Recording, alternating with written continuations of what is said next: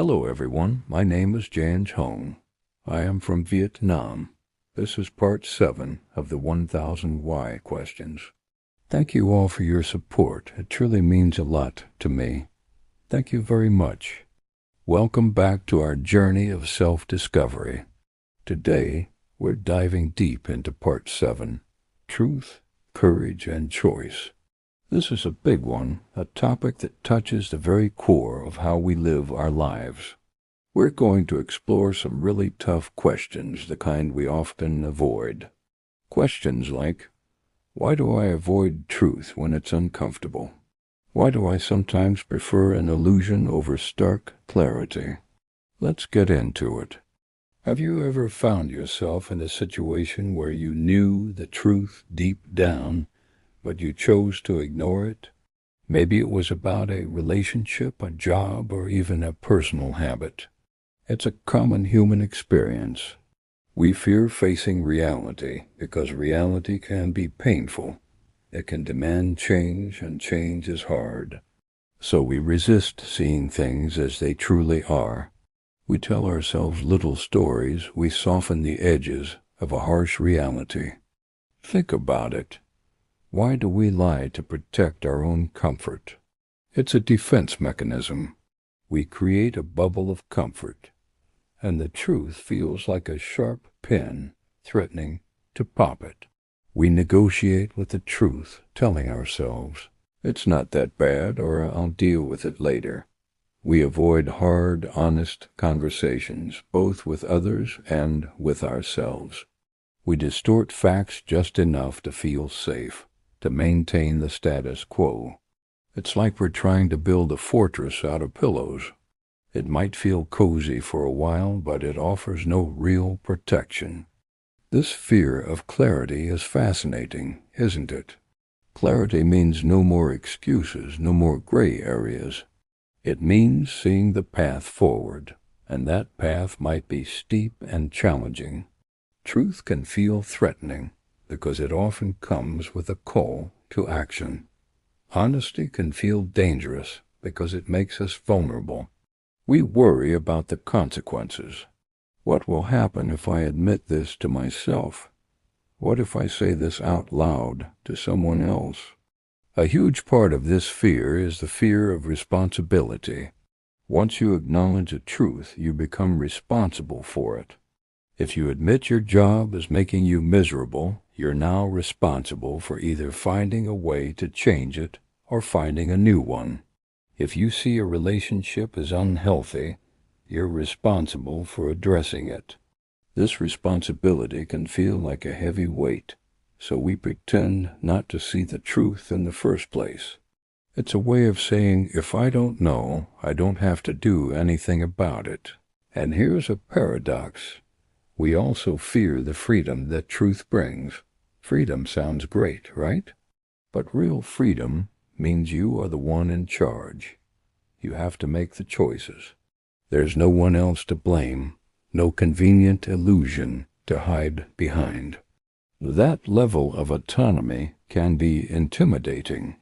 It's easier to stay in a familiar cage than to step out into the vast, unknown wilderness of true freedom.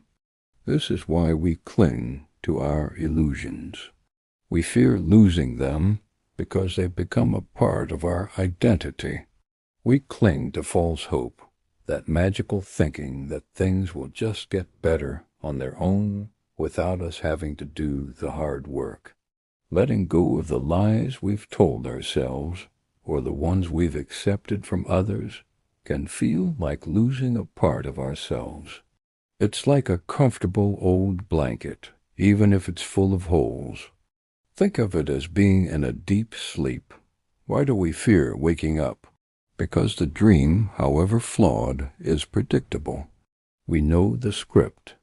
Awakening means entering a new reality, one that is unfiltered and real. We resist this awakening because it means confronting everything we've been avoiding. It's the ultimate act of taking the blinders off. So how do we move forward? How do we find the courage to choose truth? It starts with small steps. It begins with asking these questions without judgment. Instead of asking, "Why do I do this?" with a tone of self-criticism, ask it with genuine curiosity. Isn't it interesting that I choose comfort over clarity in this situation? What am I afraid of? The goal isn't to suddenly become a fearless warrior of truth overnight. The goal is to become a more conscious participant in your own life. It's about recognizing the moments when you are tempted to soften reality or negotiate with the truth. And in those moments, you can make a different choice. Courage isn't the absence of fear. Courage is feeling the fear and taking the next step anyway. The first step is honesty with yourself. You don't have to announce your truths to the world from a mountaintop. Just whisper them to yourself. Acknowledge them in the quiet of your own mind. This isn't working. I'm not happy. I need to make a change. That simple act of internal honesty is revolutionary. From that private acknowledgement, you can then begin to explore your choices. What is one small thing I can do today that aligns with this truth? It doesn't have to be a monumental leap. It could be researching a new career path for 10 minutes. It could be writing down your feelings in a journal instead of pushing them away. It could be practicing a difficult conversation in your head. Each time you choose truth, however small, you build your courage muscle. You prove to yourself that you can handle reality. You learn that the consequences you feared are often far worse in your imagination than in real life. And even when the consequences are difficult, you discover an inner strength you never knew you had. You realize that living an authentic life, a life aligned with your truth, is more fulfilling than any comfortable illusion. The truth is, you are capable of handling your reality. You are strong enough to bear the responsibility that comes with it, and you are brave enough to embrace the freedom it offers. Letting go of the lies is not a loss. It's a liberation. It's the process of waking up to your own life, of finally becoming the author of your own story, not just a character in a dream. The choice is always there, in every moment. The choice between the comfortable illusion and the challenging, beautiful truth. The choice between fear and courage. What will you choose? It's not about perfection, it's about intention. It's about gently, consistently, and bravely choosing to see. Have you ever found yourself paralyzed, unable to decide? You might ask yourself, why do I fear choice so much? Why does the act of deciding feel like standing on the edge of a cliff? This isn't just you, it's a deeply human experience. The fear of commitment, the dread of closing one door, because it means you can't go back through it, the anxiety over making an irreversible decision. It's heavy stuff. We often stay undecided, suspended in a state of what if, because we're terrified of the consequences. We're afraid of what might happen if we choose, and what might happen if we choose wrong. This fear often leads us to hide. We hide behind the phrase, "I don't know." It feels safe, doesn't it? If you don't know, you can't be held responsible. It's a convenient shield. By saying "I don't know," we delay the inevitable moment of decision. We procrastinate on choosing, hoping that somehow the choice will be made for us, or that the options will magically simplify themselves. This preference for indecision is really a preference for avoiding ownership. If you never make the choice, you never have to own the outcome. You never have to be accountable. Let's unpack that a little more. The fear of accountability is huge. It's the fear of having to live with the outcomes of our decisions, good or bad. It's easier to avoid taking a stand, to stay neutral in the middle of the road. Why?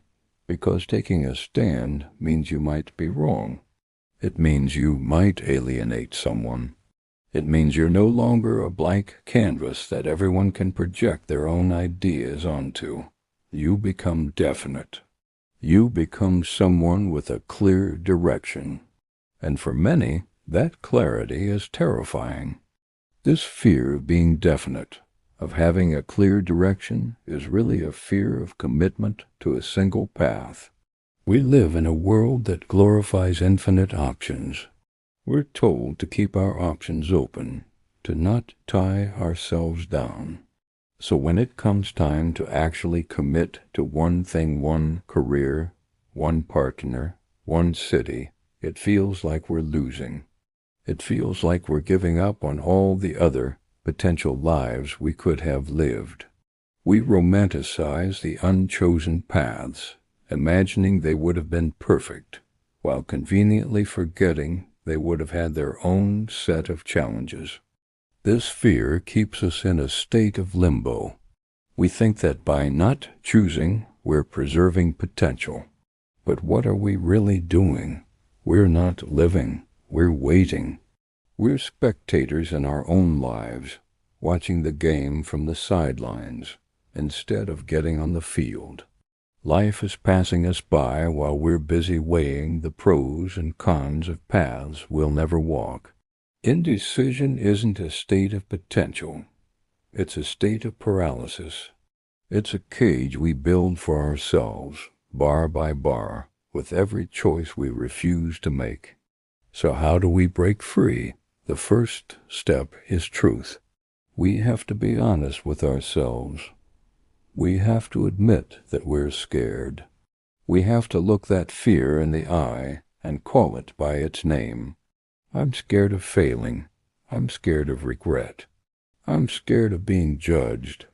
I'm scared of being responsible for my own life. It's okay to be scared. The goal isn't to eliminate fear. The goal is to act despite it. That's where courage comes in. Courage isn't the absence of fear. It's the judgment that something else is more important than fear. And what's more important than fear? Living your life. Your one precious, unrepeatable life. Courage is the willingness to make a choice, knowing that it might not be perfect. It's the willingness to accept the consequences, learn from them, and keep moving forward. It's understanding that there is no perfect choice. There is only the choice you make and what you do with it afterwards. Every choice, even the wrong one, is a learning opportunity. Every decision moves you forward and gives you more information. The only real mistake is to remain frozen, to choose nothing at all, because choosing nothing is still a choice. It's the choice to let life happen to you, instead of you happening to life. It's the choice to let your fears dictate your reality. Let's reframe this. Instead of seeing choice as a door closing, see it as a door opening. Yes, when you walk through one door, others might close. But the room you enter is filled with new experiences, new lessons, and new opportunities that you would have never encountered if you had stayed in the hallway. You can't experience the richness of any single room if you're constantly peeking into all of them, too afraid to step inside. So let's practice. Start small. Choose what to have for dinner without agonizing for an hour. Decide which movie to watch and stick with it, even if it's not the best movie ever made. These small acts of decisiveness build your choice muscle. They teach your brain that making a decision and living with it is not catastrophic. In fact, it's liberating. It frees up all that mental energy you were spending on worrying and allows you to invest it in living. The truth is, you are the author of your own life story. Every choice is a word, a sentence, a paragraph in that story. Do you want your story to be a blank page, filled with the title, "I don't know"? Or do you want it to be a rich, complex, and beautiful narrative of a life fully lived, with all its twists, turns, triumphs, and lessons? The choice is yours. It has always been yours. This is the intersection of truth, courage, and choice. The truth is that you're scared, but you're also capable. The courage is the decision to act anyway. And the choice is the action itself, the step you take that moves you from paralysis to progress. You don't need to know the entire path. You just need to take the next step. What is the next choice you can make right now to move forward? Don't let the fear of making the wrong choice prevent you from making any choice at all. Embrace the power you have to shape your life. Take a stand. Be definite, choose your path, and then walk it with your head held high, knowing that you are the one in charge. You are the one who is choosing to live. Let's start with a question I've asked myself many times. Why do I confuse caution with wisdom? It's so easy to do, isn't it? We tell ourselves we're just being smart, being careful. But are we? Or is it something else? And that leads to the next one. Why do I call fear being realistic? We paint a picture of the worst-case scenario and call it a reality check. We say, I'm just being practical.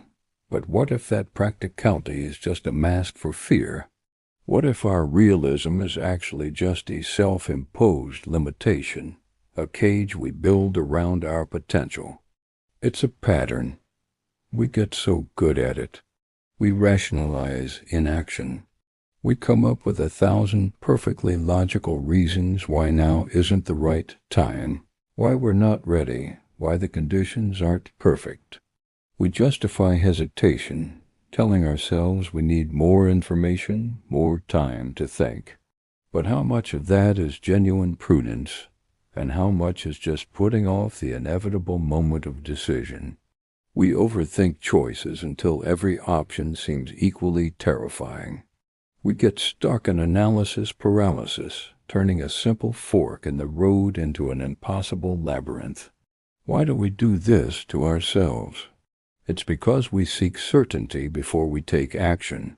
We want a guarantee that everything will work out exactly as we hope. We want to know the future before we live it. And so we wait. We wait for perfect clarity, for a sign from the universe so bright and obvious that we can't possibly miss it. We delay movement, thinking that if we just stand still long enough, the path will magically illuminate itself. We resist decisive action because every decision feels so final, so heavy with consequence. We become masters of postponement. But here's the truth. Perfect clarity rarely comes. The world doesn't pause for us to make up our minds. Life is motion. By waiting for the perfect moment, we might just be letting all the good moments pass us by. Think about it. When was the last time you were absolutely 100% certain about a major life decision before you made it? It probably doesn't happen often, if at all. This resistance, this delay, it all comes down to fear. Specifically, we fear bold moves. We're afraid of standing out, of taking a risk, of betting on ourselves. We see the well-trodden path, the safe route, and even if it doesn't lead where we want to go, it feels comfortable. It feels known. A bold move, on the other hand, is a step into the unknown. It requires something more than just logic or planning. It requires courage. And that brings us to the heart of the matter. Why do I avoid courage? Why do I delay bravery? It's a strange thing to admit, right? We all admire courageous people. We read about them in books. We watch them in movies. We celebrate bravery. But when it comes time to be brave ourselves, we hesitate. We put it off. We think, I'll be brave tomorrow. I'll be courageous when I'm more prepared, when I'm stronger, when I feel more confident. We wait to feel ready. But what if ready is a feeling that never comes? What if waiting to feel ready is just another excuse to stay in our comfort zone? Here's one of the biggest misconceptions we have. We expect fear to disappear before we act. We think that courageous people are fearless. We believe that to be brave, you must first conquer and eliminate all traces of fear. And that leads us to a fundamental misunderstanding of what courage truly is. Why do I think courage means no fear? This is a lie we tell ourselves, a story that keeps us small. It's an impossible standard. No one is truly fearless. The bravest people you can think of: firefighters running into a burning building, activists speaking truth to power, an entrepreneur starting a new venture. They all feel fear. So if courage isn't the absence of fear, what is it? Why do I avoid acting with fear present? This is the key. We see fear as a stop sign. The moment we feel that knot in our stomach, that racing heart, we slam on the brakes. We interpret fear as a warning to retreat, to go back to where it's safe. But what if fear isn't a stop sign? What if it's a compass? What if the very thing you're afraid of is a signpost, pointing directly toward what you need to do? What if fear is simply an indicator that you are at the edge of your comfort zone, and that growth is on the other side? Courage is not the absence of fear. Courage is acting despite the fear. It's about feeling that fear and moving forward anyway. It's about acknowledging the tremble in your voice and speaking your truth. It's about seeing the risk and taking the leap. Why do I fear stepping forward afraid? Because it feels vulnerable. It feels raw. It means admitting that we don't have all the answers, that we might fail, that we might get hurt. Stepping forward afraid is an act of profound trust in your self-trust that you can handle whatever comes next, even if it's difficult. And maybe that's the real issue. Maybe it's not the fear itself we're afraid of, but what comes after the courageous act. Why do I fear courage's cost? We worry about what we might lose. We might lose stability, comfort, the approval of others. We might have to sacrifice our time, our energy, our resources. Courage always has a price. It demands something from us. And it's natural to be afraid of paying that price. Beyond the cost, there's the outcome. Why do I fear courage's consequences? We play out the scenarios in our minds. What if I take this new job and I fail? What if I have that difficult conversation and it ruins the relationship? What if I start this creative project and no one likes it? The what-ifs can be paralyzing. We get so fixated on the potential negative consequences that we completely ignore the potential positive ones. We also forget to ask another, more important question. What are the consequences of inaction? What is the cost of never being brave? Staying in a job that drains your soul, remaining in a relationship that no longer serves you, keeping your creative voice silent. These things have consequences too. They are a slow erosion of spirit, a quiet fading of your own light. So let's bring it all together. We confuse caution with wisdom and call fear realistic to justify our inaction. We wait for a certainty that never comes because we misunderstand the nature of courage. We think we have to be fearless to be brave, but the truth is, courage is about moving forward with fear by your side. It's about choosing to act, even when you're scared. It's about accepting the cost and facing the consequences, because the alternative, a life lived in the shallow end, a life of quiet regret, is far more terrifying. The truth is, you are capable of immense courage. It's already inside you. It's not about waiting for fear to vanish. It's about making a choice. The choice to step forward, even with your knees knocking. The choice to speak up, even with your voice shaking. The choice to be you, fully and bravely. That is the intersection of truth, courage, and choice. And it's where your most authentic life begins. Have you ever found yourself in a situation where you knew what was right, but you stayed silent? Or maybe you felt a strong pull toward a certain value, but you chose the easier, more popular path instead.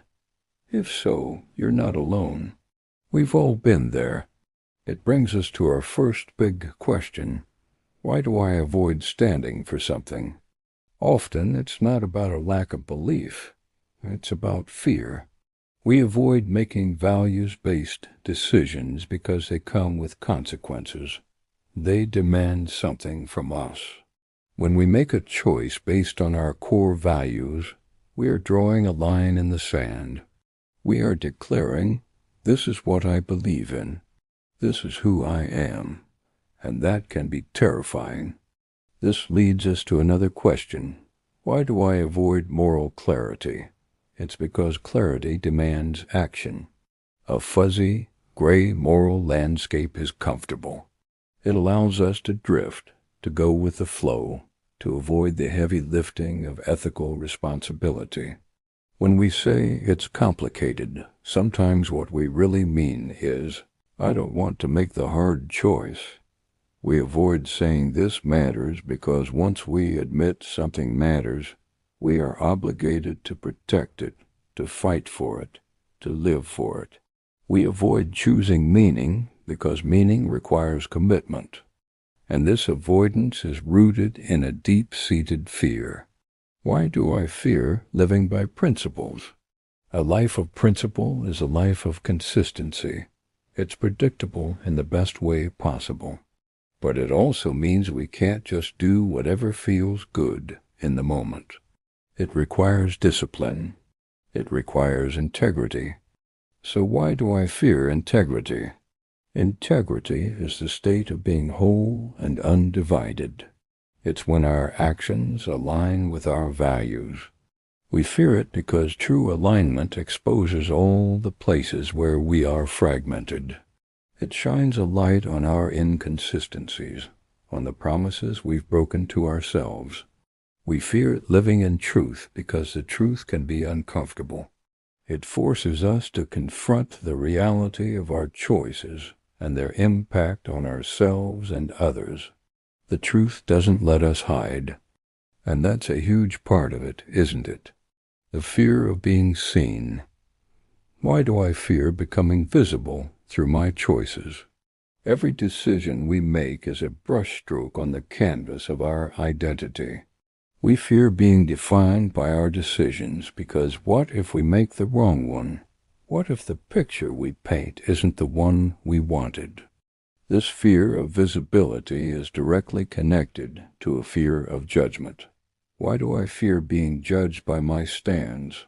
When we take a stand, we put ourselves out there for the world to see and to critique. We open ourselves up to criticism, to disagreement, and to scrutiny. And for many of us, that feels incredibly vulnerable. This vulnerability often masquerades as a need for universal acceptance. Why do I fear losing approval? We are social creatures, hardwired for connection. The thought of losing the approval of our friends, our family, or our community can feel like a threat to our very survival. We want to be liked. So we ask ourselves, why do I fear being disliked? The answer is simple. Being disliked feels like rejection. It feels like we've failed at a fundamental human level. We also worry about how our choices will be perceived. Why do I fear being misunderstood? We can have the purest intentions, the most thought-out principles, but there's no guarantee that others will see it that way. They might misinterpret our motives, question our sincerity, or twist our words. This fear can be paralyzing, causing us to dilute our message or, worse, say nothing at all just to avoid the potential for misunderstanding. But what happens when we push past that fear? What happens when we decide that our truth is more important than public opinion? We might find ourselves standing alone, and that is perhaps one of the most profound fears of all. Why do I fear standing alone? It's the fear of being the lone voice in the room, the single dissenting opinion. It's the primal fear of being cast out from the tribe. This leads to what can be called the solitude of integrity. It's a unique kind of loneliness that comes from choosing the right path, even when it's an unpopular one. It's a moral loneliness. So why do I fear moral loneliness? Because it can feel like no one else understands. It can feel like we're navigating a difficult landscape all by ourselves, guided only by our own internal compass. We might be surrounded by people, but we feel isolated by our own convictions. And at its heart, all of this comes down to one fundamental fear. Why do I fear being different? From a young age, we are often taught to fit in, to conform, to follow the crowd. Being different can mean being a target. It can mean being an outcast. But here's the paradox. Our uniqueness, our principles, our courage to be different, that is where our true power lies. That is where our most authentic self resides. So how do we overcome these fears? It starts with a choice, a conscious choice to value truth over comfort, a choice to embrace courage even when our voice shakes, a choice to define ourselves not by the approval of others, but by our own integrity. It begins by asking these questions not with judgment, but with curiosity. Ask yourself, why am I avoiding this? Listen to the answer. It will probably be fear talking. Acknowledge that fear. Thank it for trying to protect you. And then gently choose to act anyway. Start small. Stand for something in a low-stakes situation. Make one small decision today that is 100% aligned with your values. Notice how it feels. It might be scary, but I bet it will also feel empowering. It will feel like coming home to yourself. Living a life of truth, courage, and choice isn't about being perfect. It's not about never feeling fear. It's about feeling the fear and doing it anyway. It's about recognizing that the discomfort of standing for something is far less painful than the quiet ache of betraying yourself. The solitude of integrity is far more fulfilling than the hollow company of conformity. Your choices matter. Your voice matters. Your truth matters. Choosing to live by your principles is the ultimate act of self-respect. It's how you build a life of meaning, a life you can be proud of. It's how you become the person you were always meant to be. Why do I delay the decisive moments in my life? Why do I always seem to hesitate when I reach a crossroad, lingering far too long when I know I should be moving forward? Why do I wait instead of acting? It's this deep-seated fear of taking irreversible action, isn't it? The fear of closing chapters, the fear of endings, and ironically, the fear of new beginnings that those endings make possible. I find myself fearing transformation, even the kind of change that I consciously choose for myself. It's a strange paradox. I want to grow. I want to evolve, but something holds me back, and I think I'm starting to understand what it is. I fear becoming truly responsible for my life. I fear the authorship, the act of picking up the pen and writing my own story, sentence by sentence, chapter by chapter. I fear the self-determination that comes with it, the raw, unfiltered freedom. Because that freedom, the freedom that choice brings, it has weight. It's a heavy, significant thing. And I fear that weight. I fear owning my path, every twist and turn, every success and every stumble.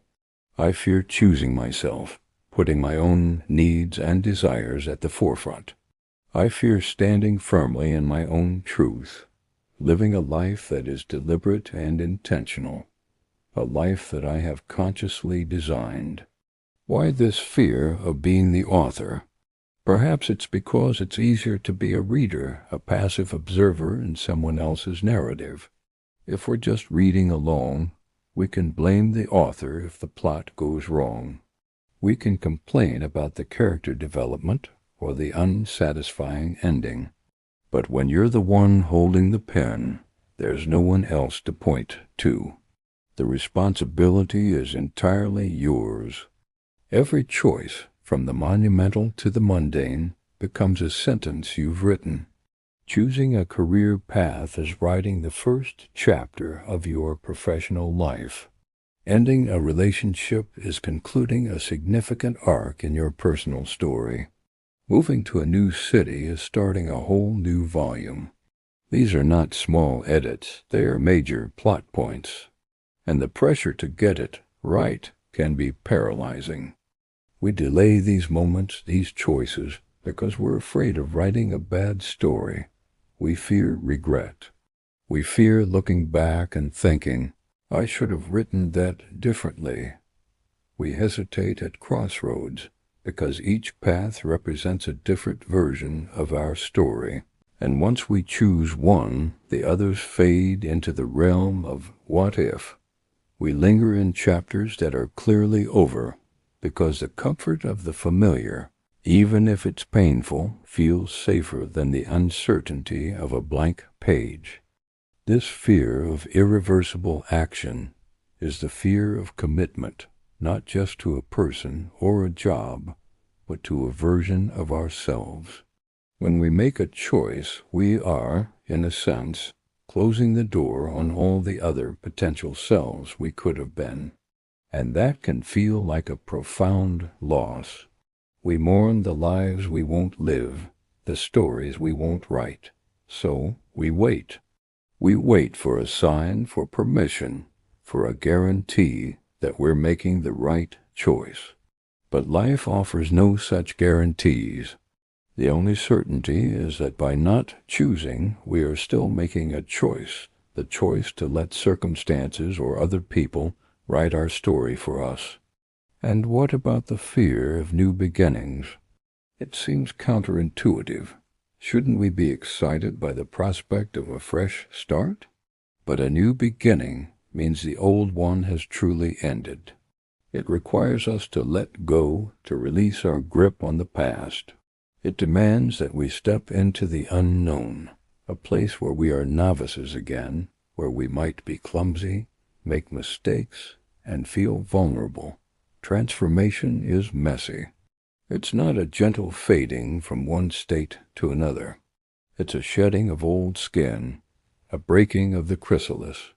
It's uncomfortable, and we are creatures who crave comfort. So we fear the change we choose for ourselves because we are the ones who initiate this discomfort. We can't blame fate. We can't blame bad luck. We chose this path of growth, and with it, all the growing pains. This is the heart of it, the fear of taking full responsibility. It's the fear of standing up and saying, this is my life. I am its architect. The joys are my victories, and the sorrows are my lessons. That level of ownership is terrifying. It means no more excuses, no more hiding. It's the fear of authorship, the fear of looking at the narrative of your life and knowing that you wrote every word. You chose the characters, you crafted the plot, you decided when to turn the page. It's the ultimate act of self-determination, and it is both liberating and daunting. To be free means to be responsible for that freedom, It's not a weightless, carefree existence. It's the profound responsibility of shaping a life of meaning. And this is why we fear the weight of choice. Every yes is a no to something else. Every path taken is a path abandoned. This isn't a flaw in our character. It's a fundamental part of the human condition. But we can learn to carry this weight not as a burden, but as a privilege. It is the privilege of being a conscious creator of our own experience. Ultimately, all these fears boil down to one thing: the fear of choosing ourselves, the fear of believing that we are worthy of a life that we love, a life that is aligned with our deepest truths, the fear of standing tall in that truth and living deliberately every single day. It means no longer playing a small role in your own life. It means stepping into the spotlight, taking center stage, and owning your story, flaws and all. How do we overcome this? We don't conquer fear.